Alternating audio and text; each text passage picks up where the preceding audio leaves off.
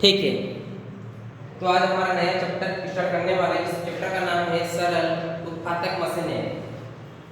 आज हमारा नए चैप्टर का नाम क्या है? सरल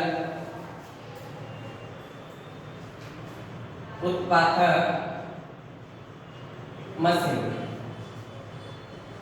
मशीन। यानी बोलेंगे हम लोग सिंपल लिफ्टिंग मशीन।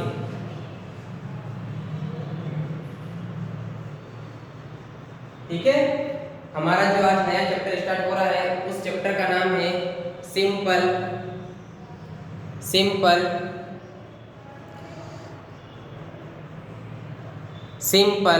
मशीन या सिंपल लिफ्टिंग मशीन। क्या होती है सर सिंपल लिफ्टिंग मशीन? आप लोगों ने एक बार तो कभी देखी होगी, वो मशीन कभी देखी आप लोगों ने? बोले सर कौन सी मशीन? जो अगर कोई ट्रक खाई में गिर जाता है, अगर कोई ट्रक हमारा क्या खाई में गिर जाता है और खाई में गिरने के साथ साथ में एक वो क्रेन मशीन आती है ना? तो एक बार ध्यान देना बेटा कि वही क्रेन मशीन के बारे में आज हम लोग पढ़ने वाले हैं। ठीक है, उसी क्रेन मशीन के बारे में हम लोग पढ़ने वाले हैं। तो सबसे पहला क्वेश्चन तो हमारा ये बनता है कि सर सिंपल लिफ्टिंग मशीन होती क्या है? ठीक है, तो हम इसके बारे में थोड़ा बहुत देखने की कोशिश करते हैं। जब किसी पिंड या इसको कहेंगे हम लोग क्या, बॉडी को जब किसी पिंड को एक स्थान से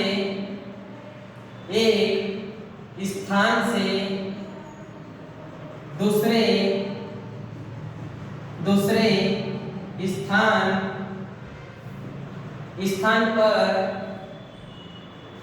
स्थान पर आसानी से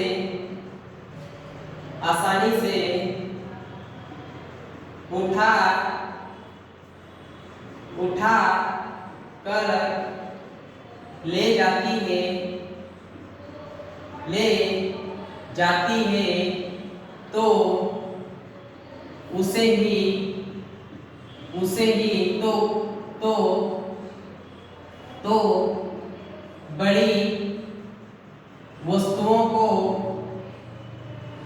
बड़ी वस्तुओं को कम ताकत या कह सकते हैं आप लोग क्या, बल से उठा लेती है तो इसे हम लोग सरल उत्पादक या फिर सिंपल लिफ्टिंग मशीन कहते हैं। तो इसे हम लोग क्या, सरल उत्पादक मशीन कहते हैं। ठीक है, उम्मीद करता हूं आप लोगों को समझ में आ गया होगा।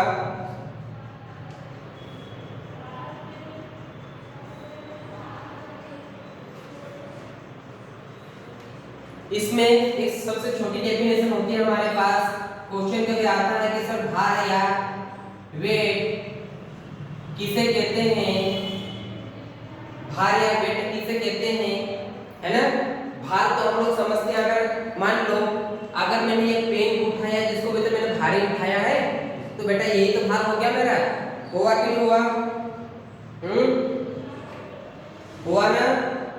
तो हम लोग देख सकते हैं कि किसी भी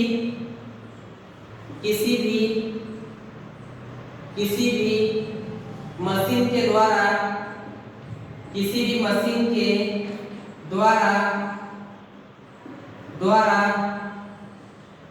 उठाया गया वजन को बेटा हम लोग कहते हैं वेट। वजन को हम लोग क्या कहते हैं? वेट को भार कहते हैं। इसे W के द्वारा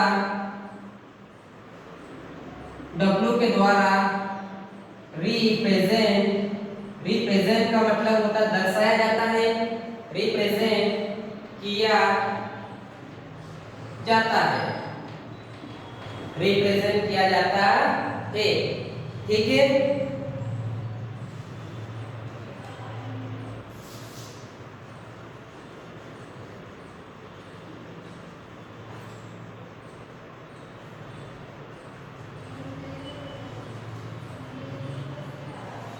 अगला होता हमारे पास आयाम इफोर्ट।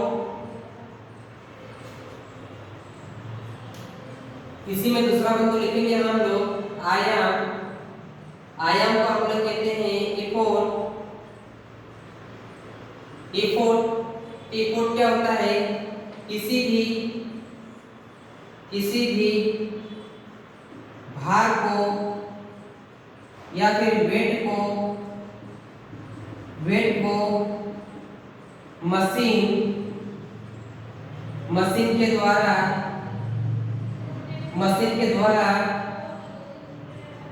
उठाने में जितना बल या फिर फोर्स लगता है तो उसे आयाम या फिर इफोर्ट है ना, ये इफोर्ट कहते हैं। उसे आयाम या इफोर्ट कहते हैं।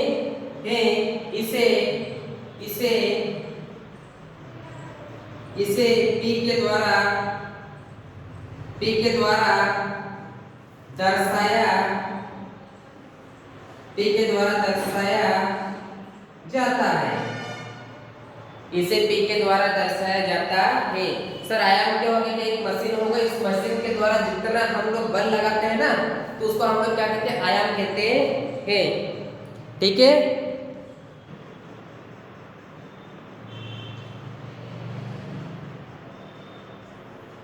तो ये तो हो गई मेरी मशीन। और मशीन को मैंने क्या यहाँ से वजन उठा रहा था बेटा, इसी को हम लोग क्या कहते हैं? सिंपल उठाते मशीन कहते हैं।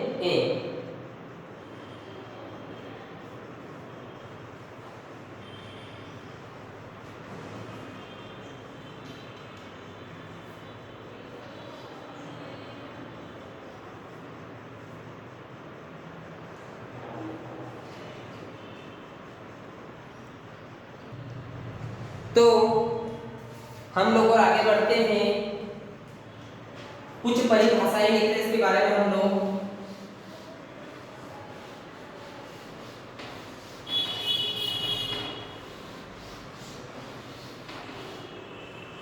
परिभाषाएं, सबसे पहली परिभाषा हो गई मेरे पास यांत्रिक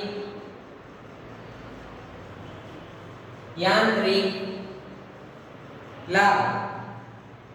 यांत्रिक लाभ को कहते हैं हम लोग मैकेनिकल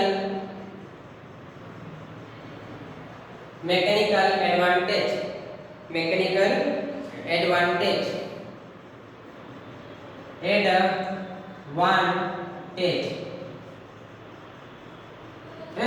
सर यांत्रिक लाभ या मैकेनिकल एडवांटेज किसे कहते हैं हम लोग?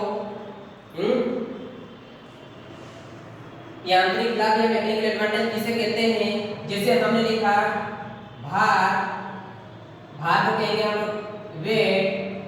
ठीक है, वेट या वेट को हम लोग किससे दर्शाते हैं? हम लोग W से। भार तथा आयाम यानी इफोर्ट का हमने दर्शाया P के द्वारा। सर भार W तथा आयाम P के अनुपात को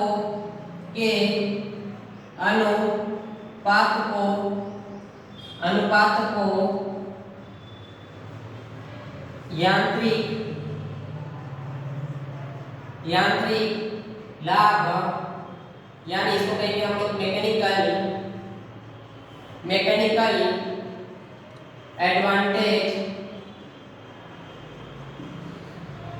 एडवांटेज कहते हैं। तो बेटा एक बार ध्यान देना, यहाँ पर यांत्रिक लाभ बराबर क्या हो जाएगा? यांत्रिक लाभ, ये यांत्रिक लाभ को हम लोग कहेंगे mechanical advantage. Mechanical advantage sir क्या हो जाएगा, आप बात को मेरे ध्यान से सुनना आप लोग। क्या बोला है कि भार या वेट तथा इनपुट के अनुपात को हम लोग मैकेनिकल एडवांटेज कहते हैं, यानी यांत्रिक लाभ कहते हैं बेटा। तो सबसे पहले यहाँ पर ऊपर आ जाएगा मेरा भार। भार को हम लोग किससे दर्शाएंगे, W से, ठीक है। और आयाम, अनुपात का मतलब बटे, वो यहाँ पर लिख देना आप लोग आयाम। आयाम का मतलब होता है क्या, P है। तो अनुपात को हम लोग यांत्रिक लाभ कहते हैं। सर यांत्रिक लाभ को मैं सीधा लिख देता हूं, इससे मैंने सबसे शुरू वाले से m निकाल लिया, यहाँ से क्या निकाल लिया मैंने, m, और यहाँ से मैंने क्या निकाल लिया, a निकाल लिया। तो सर मैकेनिकल एडवांटेज बराबर हो गया मेरे पास W/P, W/P। और यही फार्मूला हमारा न्यूमेरिकल में बहुत ज्यादा काम आने वाला है। ये फार्मूले हम लोगों को बहुत ज्यादा काम आने वाले हैं। तो उम्मीद करता हूँ आप लोगों को यांत्रिक लाभ समझ में आ चुका होगा।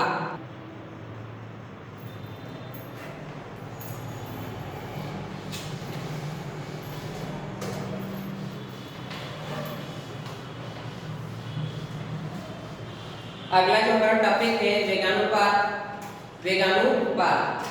सर दूसरा बिंदु हमारे पास है वेगानुपात। वेगानुपात का मतलब होता है बेटा वेलोसिटी। वेगानुपात का मतलब होता है वेलोसिटी रेशियो। वेलोसिटी रेशियो, ठीक है। तो एक बार ध्यान देना, मैं आप लोग को बताना चाहूंगा। सर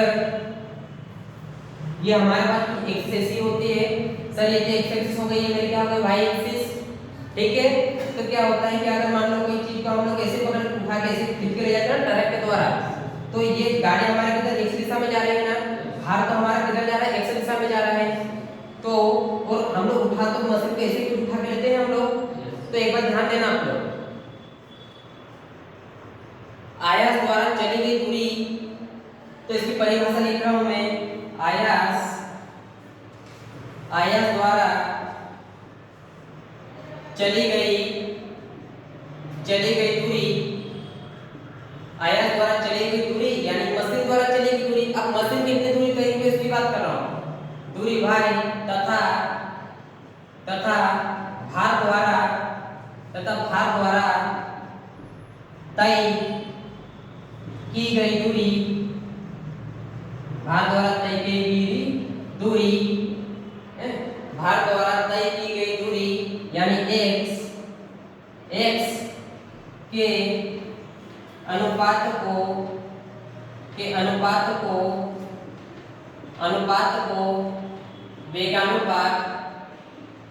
वेगानुपात या फिर वेलोसिटी रेशियो कहते हैं। सर इसका फार्मूला होता है वेगानुपात को हम लोग कहते हैं वेलोसिटी रेशियो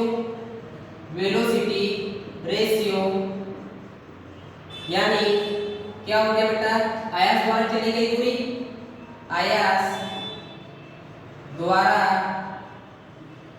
चली गई दूरी यानी भाई बटा भार द्वारा तय की गई दूरी, भार द्वारा तय की गई दूरी यानी x के अनुपात को हम लोग वेगानुपात कहते हैं। यानी इसको यहाँ से भी निकाले और यहाँ से मैंने r निकाल लिया यानी b, r बराबर हो गया मेरे पास आयास द्वारा चली गई दूरी y और भार द्वारा चली गई दूरी x। और यही बेटा इसका फार्मूला होता है हमारे पास, ठीक है। और यही हमारा फार्मूला होता है। हम लोग और आगे बढ़ते हैं।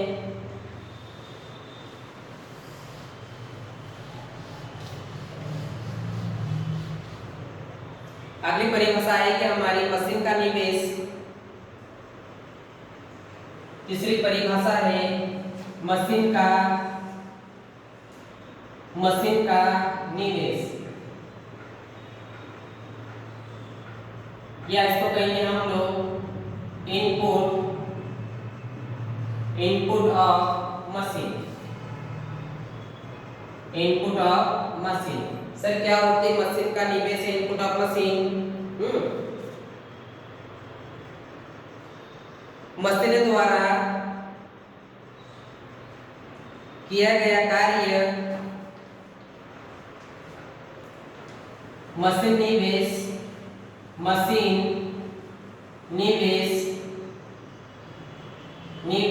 द्वारा, यानी निवेश को हम लोग कहेंगे क्या? इनपुट है ना। इनपुट द्वारा मशीन निवेश से मशीन द्वारा किया गया कार्य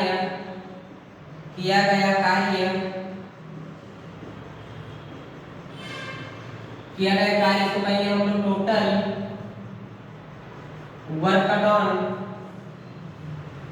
total work done of machine को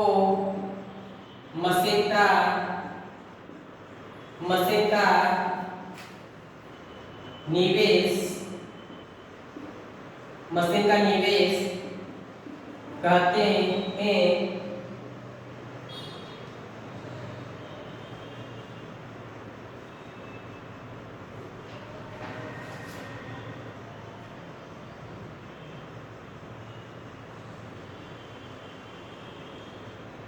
तो हम लोग यहाँ पर इसका फार्मूला लिख रहे हैं कि इनपुट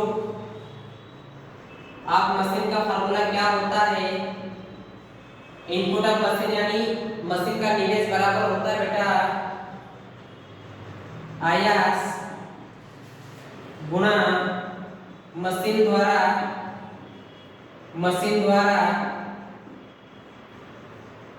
तय की गई दूरी, यानी भाई। ठीक है, तो आयाम तो हम लोगों को पता है। आयाम क्या होता है सर? आयाम को हम लोग p के द्वारा दर्शाते हैं, और मशीन को भाई लिख दिया तो है ना। तो हम लोग यहाँ पर इनपुट ऑफ मशीन का मान निकल आएगा। ठीक है, या हम लोग इसकी दूसरी परिभाषा और बना सकते हैं सर। इनपुट आयाम को हम लोग इनपुट कहते हैं। इनपुट तथा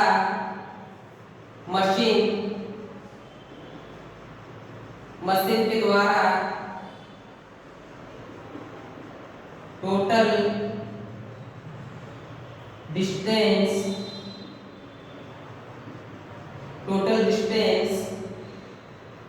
तय की गई दूरी को तय की गई भाई को इनपुट ऑफ मशीन कहते हैं। इसको एक बार देख लो आप लोग सर। देखो आयाम तथा मशीन द्वारा तय की गई दूरी मशीन के द्वारा तय की गई दूरी के गुणनफल, तय की दूरी के गुणनफल को मशीन का निवेश कहते हैं। आयाम तथा मशीन के द्वारा तय गई दूरी के गुणनफल को मशीन का आयाम निवेश कहते हैं। ठीक है, तो हम लोग